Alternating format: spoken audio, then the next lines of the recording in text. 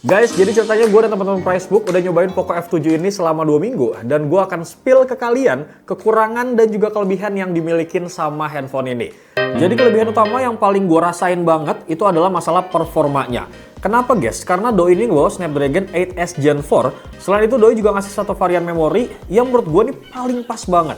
Di angka 12/512 GB. Kita kemarin juga sempet ya ngetes benchmark nih guys, dan hasilnya tuh Doski bisa mendapatkan skor di angka 1,7 jutaan. Gue main Genshin Impact di highest 60 fps.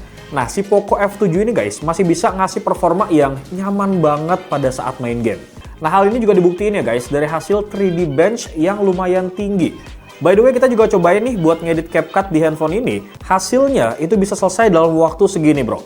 Nah, untuk kelebihan kedua menurut kita sih adalah layarnya. Jadi layar Poco F7 ini guys punya ukuran 6,83 inci. Udah pakai panel AMOLED dengan resolusi 1.5K 1280x2772 pixel.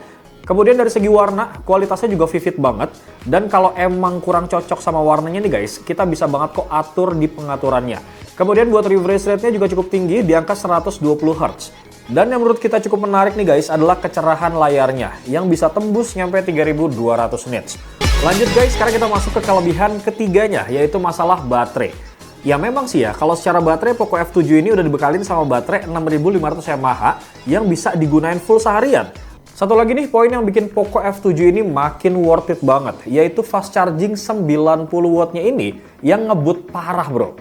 Lanjut, sekarang kita masuk ke kelebihan keempatnya, yang menurut gue ini paling oke banget, yaitu build quality-nya. Soalnya guys, Poco F7 ini tuh udah pakai material kaca sama frame metal. Jadi pas kita genggam itu berasa banget solid dan premiumnya. Poco F7 ini juga udah dikasih sertifikasi IP68, yang artinya tuh Doski tahan debu sama air juga guys. Next, kita move ke kelebihan kelimanya, yaitu bagian kamera utama. Tapi si Poco ini tetap ngasih kamera 50 megapiksel dengan bukaan diafragma f1.5 buat main kameranya. Sedangkan untuk secondary kameranya guys, Doi dikasih 8 megapiksel ultra wide kamera.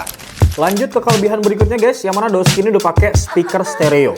Jadi buat lo semua yang sering nonton YouTube, Netflix, ataupun dengerin musik tanpa headset, ini suaranya gue jamin berasa lebih nendang banget. Terus buat kelebihan terakhir, menurut gue ini adalah softwarenya yang sekarang nggak ada iklannya guys. Bahkan kita tuh nggak nemu iklan di OS kali ini. Sekarang kita bakal bahas nih bagian kelemahan dari Poco F7. Yang pertama, Doski ini nggak ada yang namanya jack audio 3,5 mili. Selain itu, hal yang menjadi kelemahan di Poco F7 ini adalah bobot dan juga lebarnya. Bobotnya ini nembus di angka 215 gram loh. Mungkin buat lo semua yang tangannya gede, ini nggak ada masalah dan nggak ribet. Tapi buat orang-orang yang punya tangan kecil dan mungil, ini lama-lama juga bakal kerasa pegel bro.